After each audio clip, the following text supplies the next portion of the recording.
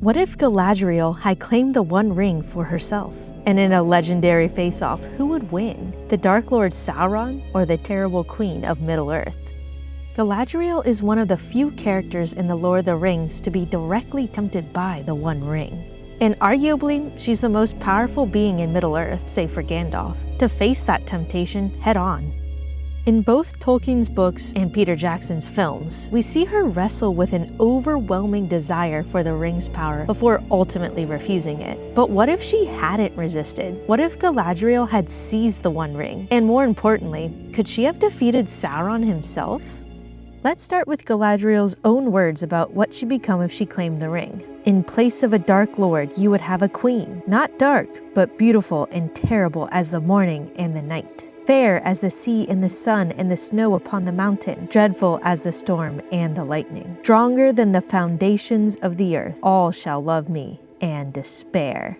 Galadriel's vision is clear. She wouldn't be a benevolent ruler. Frodo naively thought she'd use the ring for good when he offered it to her. But unlike, say, Gandalf, who admitted he'd try to wield the ring for noble purposes, but would risk becoming a tyrant, Galadriel's motives seem far more personal and far darker. To understand why, we need to examine her past, because her hunger for power stretches back to the First Age.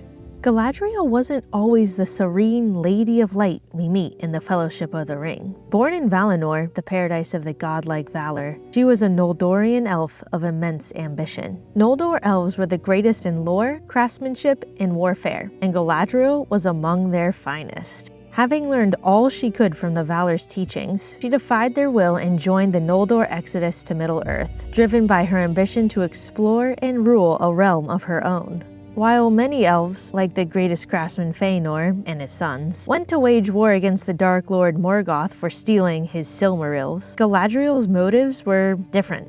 She sought a realm where her power could flourish and her thirst for knowledge could grow unchecked. This defiance came at a cost. The Valar banned the rebellious Noldor from returning to Valinor, and even after the ban was lifted following Morgoth's defeat at the end of the First Age, Galadriel proudly refused her pardon. She stayed in Middle-earth, carving out her own dominion in Lothlorien, where she became the most powerful elf of the Third Age, wielding Nenya's might.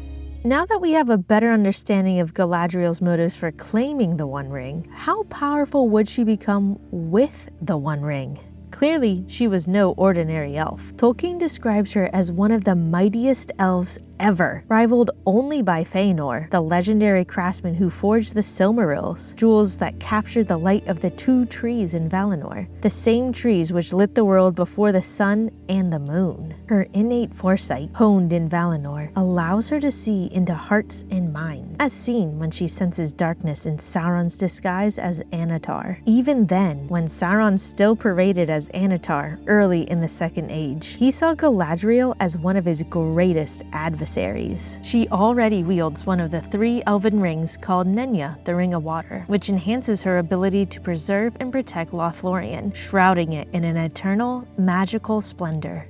If she claimed the One Ring, its power would amplify her abilities to unimaginable levels. She'd become a force of nature, capable of bending minds, commanding absolute loyalty, and unleashing magic that could reshape landscapes. Yet, the One Ring would also taint Nenya's protective magic, binding it to Sauron's will and risking corruption of her very essence. But Galadriel would face a formidable foe in Sauron, who is no mere mortal but a Maiar, a divine being of immense power. Maiar, like Gandalf, Saruman, and the corrupted Balrogs, outrank elves in raw strength within Tolkien's legendarium. Since Sauron crafted the One Ring himself, pouring much of his essence into it, it gives him a unique connection to the ring, making him its true master. Even without the ring, Sauron commands vast armies of orcs, trolls, and Nazgul, and his sorcery can dominate minds and corrupt nations, as seen in his deception of Numenor in the Second Age. His power is so great that only another Maiar, like Gandalf, might stand a chance in direct combat. For Galadriel, even with the One Ring, Sauron's divine might poses a nearly insurmountable challenge.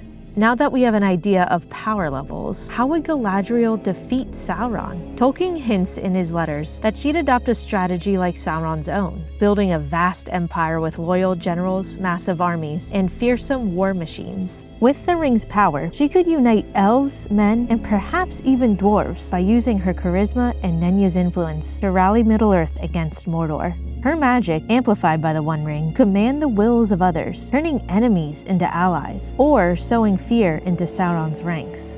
She might fortify Lothlorien into an impregnable stronghold, or lead devastating campaigns, wielding power to rival Mordor's might.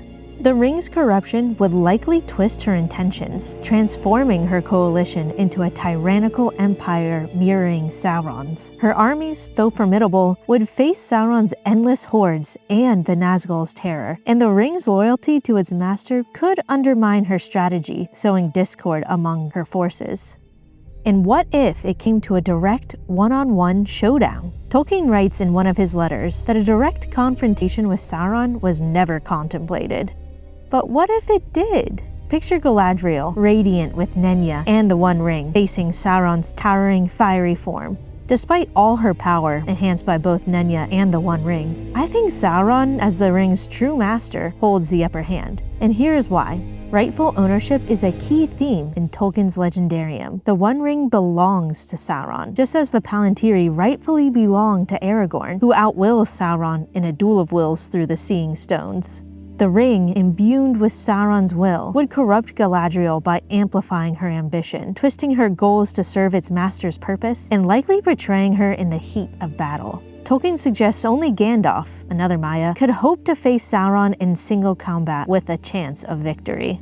To understand Galadriel's odds, consider a rare precedent from the First Age, Glorfindel's desperate duel with a Balrog during the fall of Gondolin. He sacrificed himself to protect fleeing elves as the city burned. Glorfindel slew the Balrog, but perished in the fight. The Valar, because of his heroism, later re-embodied him, granting him power rivaling a Maya's. But a Balrog is no Sauron. Even with Nenya and the One Ring, Galadriel's immense strength likely falls short of Sauron's divine might. The ring's loyalty to its creator would almost certainly tip the battle in Sauron's favor.